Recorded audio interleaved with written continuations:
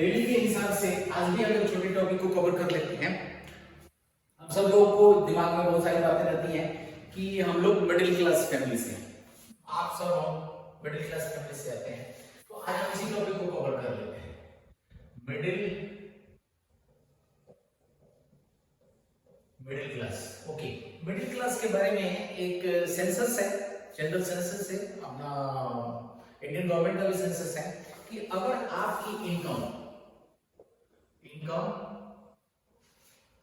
लगभग 6.5 lakh per annum से लेके अगर 18 लाख पर एनम, कहने का मतलब ये हुआ कि ऑलमोस्ट 54,000 पर मंथ इनकम है तो आप मिडिल क्लास में आते हैं। ठीक है, क्लियर है ये सेंसस के हिसाब से डाटा।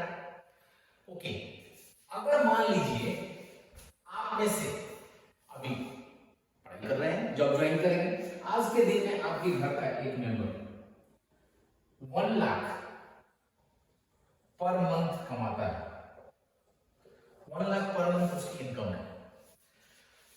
आपका हो सकता है बहन या भाई, आपकी माता जी, अगर आप 3 लोग उसके ऊपर निर्भर करते हैं, आश्रित डिपेंड करते हैं, टोटल लोग कितने हो गए?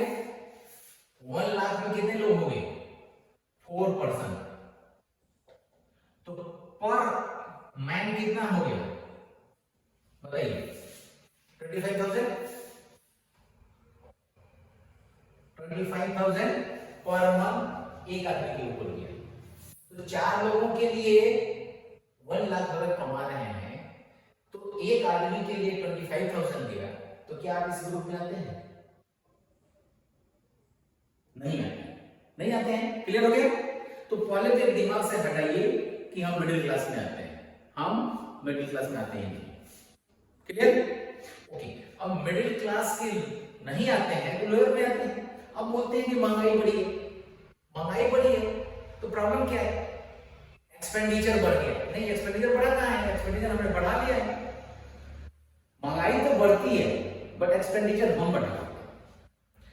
अब क्यों बढ़ा लेते हैं? क्योंकि अपने को समझते हैं कि मिडिल क्लास में, मिडिल क्लास में है तो हमारा बच्चा तो एक गवर्नमेंट स्कूल में जाएगा, बड़े स्कूल में जाएगा, बड़ा फी देंगे, और वाइफ का है बड़े पार्लर में जाएंगे, उनके एक्सपेंडिचर अलग होंगे।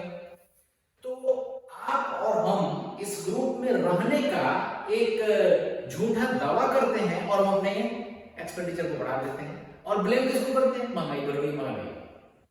एक लोअर क्लास जिसको हम समझते हैं, महंगाई बढ़ी है लेकिन उसकी आमदनी बढ़ी है, खुद 10,000 रुपये कमाता है, वाइफ भी उसकी जाके 5,000 रुपये कमाती है और बच्चा भी सरकारी स्कूल में पढ़ता है, तो उसका तो बढ़ा नहीं, उसका तो एक्सपेंडिचर बढ़ा नहीं ना, जो कहते हैं चल, बट उस सारे लोग लगे हुए। तो अगर हम दावा करते हैं कि हम मिडिल क्लास में हैं तो हमें इस बात का भी ध्यान देना पड़ेगा कि हम अकेले अर्निंग मेंबर नहीं है, पहला चीज। तो दूसरा चीज क्या इसमें ध्यान देना है? एक कंपाउंडिंग मतलब कंपाउंड इंटरेस्ट के बारे में पढ़ाई की हम समझ रहे हैं। ये जो तरीका है ना कंपाउंडिंग का, ये एक हमें दूसरे तरीके से करनी है।